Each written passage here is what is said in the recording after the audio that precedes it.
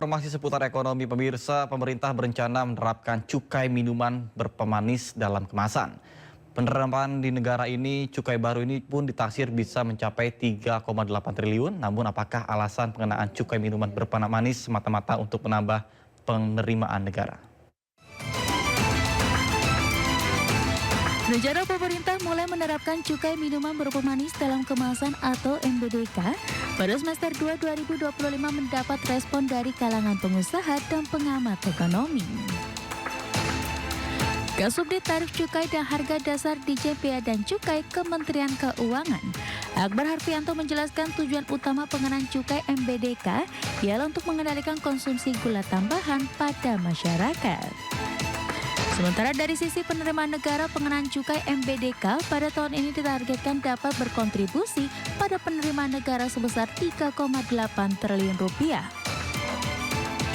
Pengusaha menilai harus ada konsolidasi dan mitigasi dampak dari penerapan kebijakan ini, sehingga pemerintah diharapkan tidak terburu-buru dalam penerapannya. Adapun pengamat menilai potensi penerimaan negara tidak signifikan sehingga dimungkinkan mencari formulasi lain agar tidak menggerus daya beli masyarakat yang sudah lemah dan dampak negatif lainnya.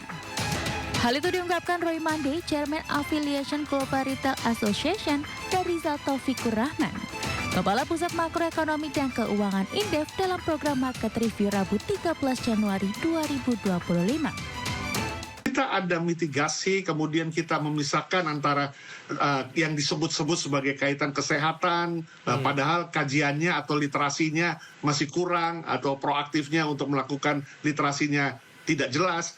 Nah, lebih baik ini dipertimbangkan dulu atau jangan tergesa-gesa. Karena kalau kita diajak bicara, kemudian dicari jalan keluarnya, tadi saya sudah katakan beberapa produser sudah mulai formulasi lagi.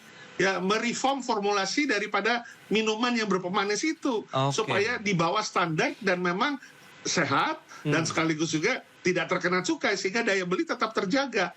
Kalau ingin tujuannya katakan penerimaan pajak, maka sangat kecil penerimaan dari industri makanan minuman, padahal ya struktur pasarnya itu dan juga consumption dari industri makanan minuman ini sudah justru cukup memadai dan perlu didorong gitu ya, perlu didorong bahkan diberikan berbagai kemudahan-kemudahan di dalam peningkatan produktivitasnya. Bayangkan katakanlah 5 triliun ya dari industri makanan minuman ini, tetapi mempengaruhi terhadap kinerja industri ini yang justru sudah punya kontribusi cukup besar gitu terhadap nilai tambah ekonomi kita. Nah, bagaimana tanggapan Anda pemirsa atas rencana pemberlakuan kebijakan ini?